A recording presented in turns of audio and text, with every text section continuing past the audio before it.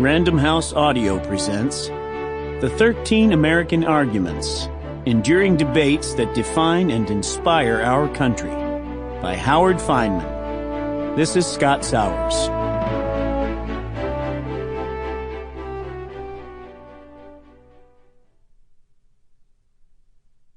Introduction. For the sake of argument. First, I owe you a definition, then an explanation. You will see the word argument throughout this book. By argument, I mean something besides shouting or name-calling, though both often are part of the transaction.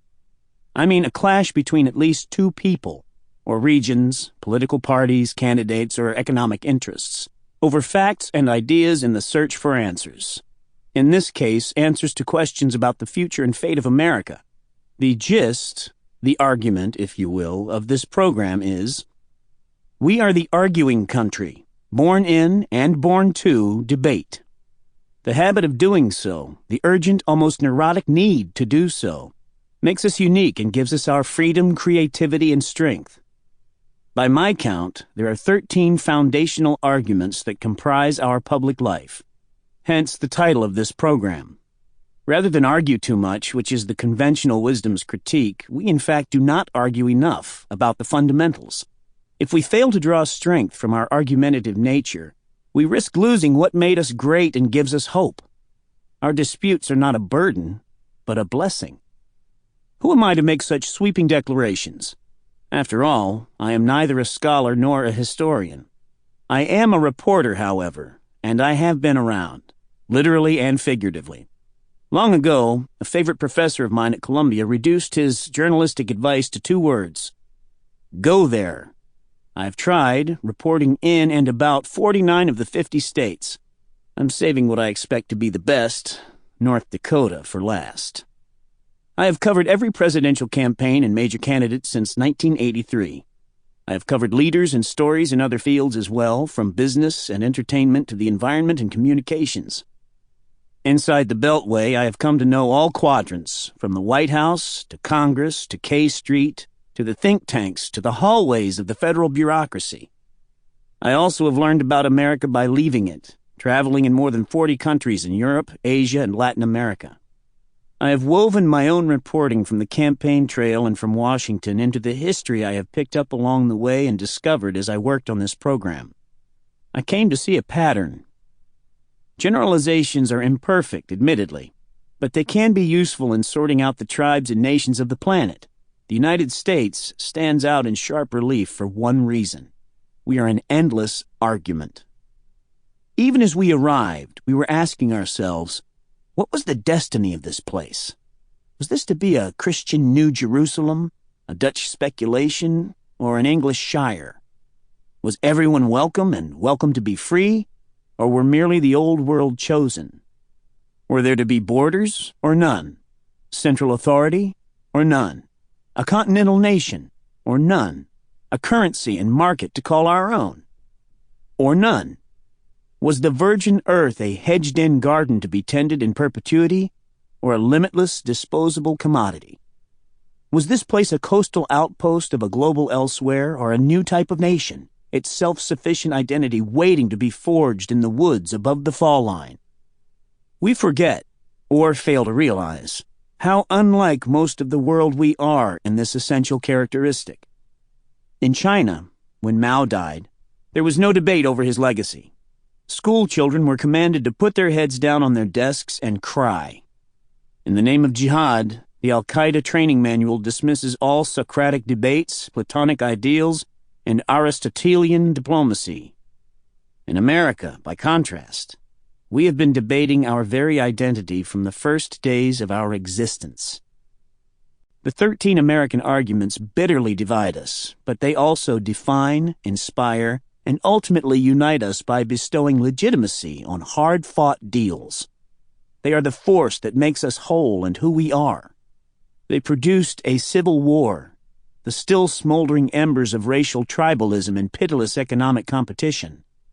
But they also produced the freest of societies, an ongoing, if imperfect, accommodation between capital and community, and a constitution that stands as a beacon to the world even if we sometimes honor it in the breach.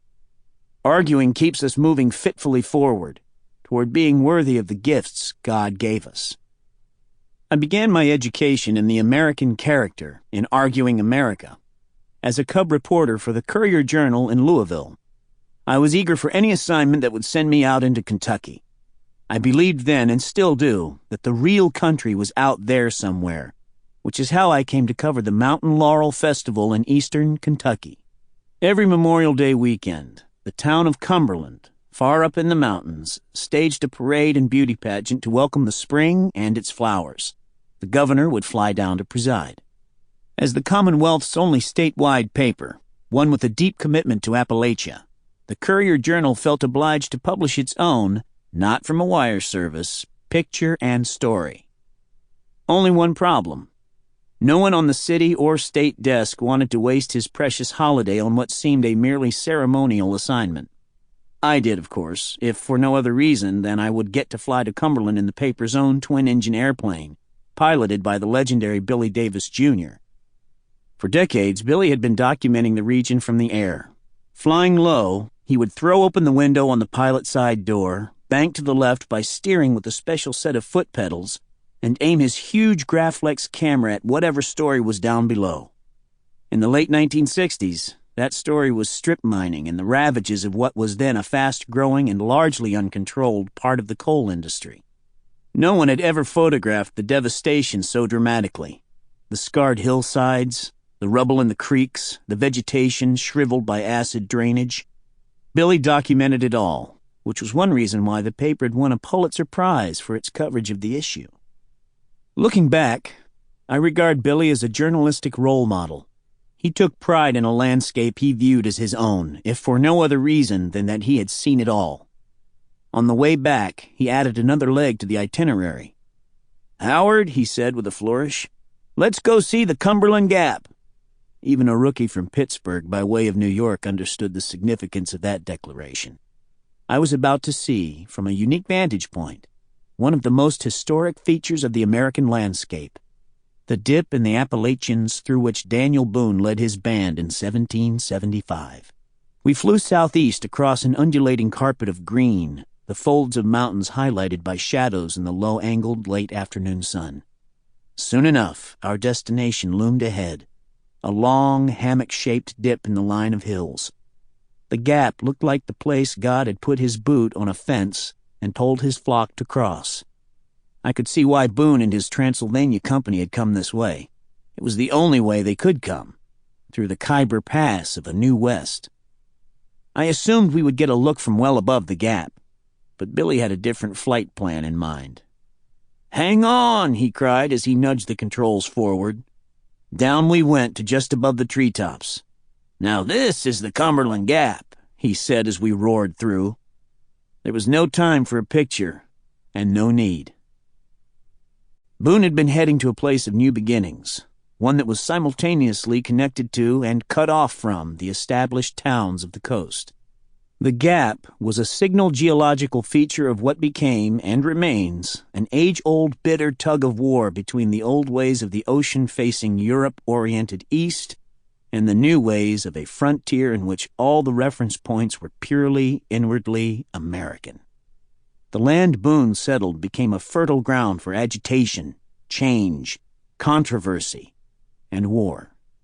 The sons of the pioneers who settled Kentucky and Tennessee drew from their frontier experience radical new ideas of national destiny and popular participation.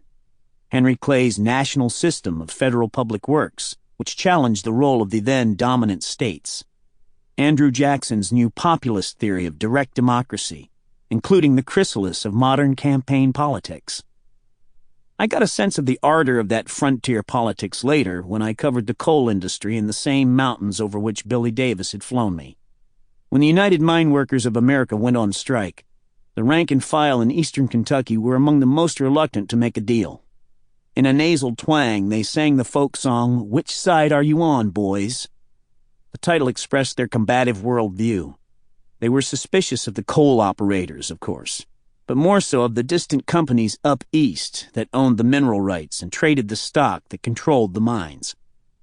The East-West, or local Sample complete. Ready to continue?